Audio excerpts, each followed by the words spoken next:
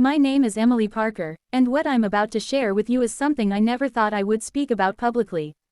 It's a story that still makes my hands tremble when I think of it, a night that reshaped the way I look at trust, safety, and even my own instincts.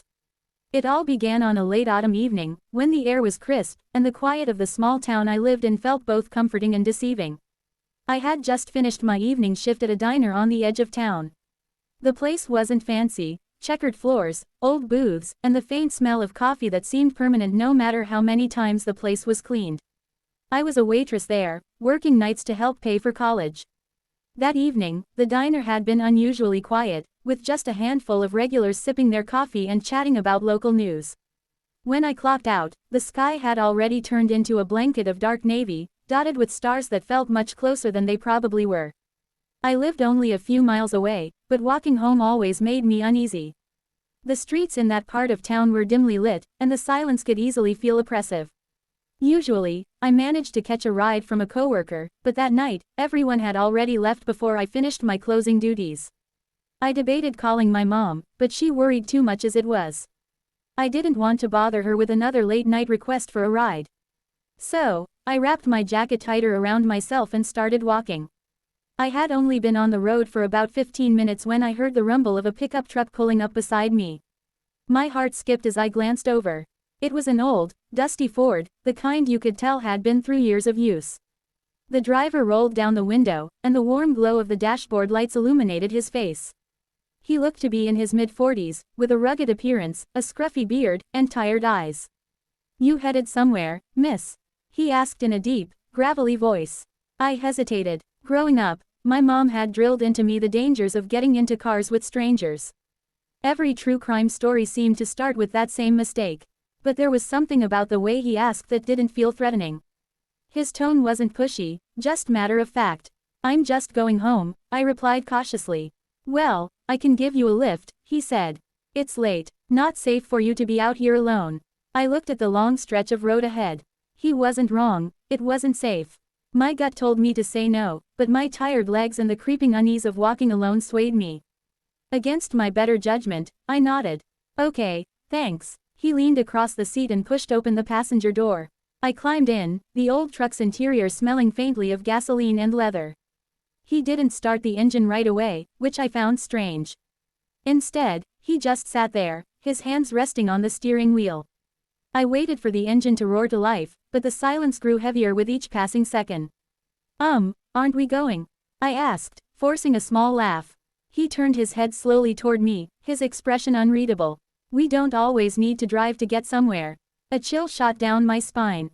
My hand instinctively reached for the door handle, but his gaze held me frozen in place. "Relax," he said softly, almost as if he could sense the panic rising in me. "I'm not going to hurt you." The way he said it only made me more nervous. Who reassures someone like that unless they have a reason to? My pulse pounded in my ears. "I think I'll just walk," I said quickly, fumbling for the door latch.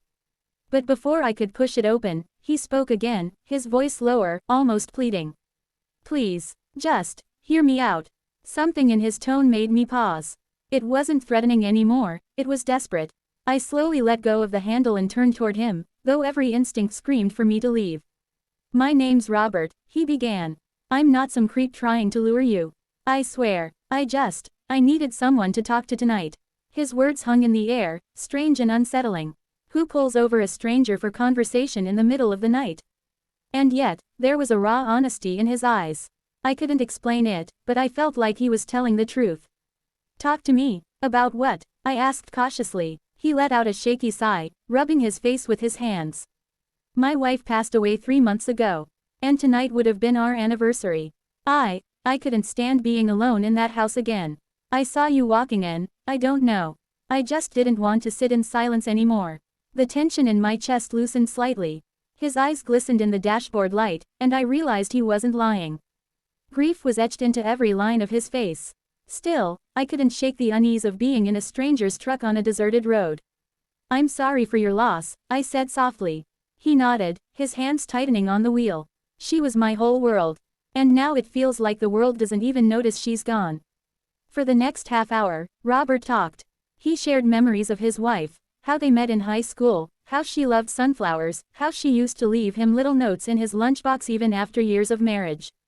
His voice cracked at times, and I found myself torn between sympathy and fear. There was something deeply human about his pain, but the situation itself was so strange, so unpredictable. Finally, I said, "Robert, I really should get home now."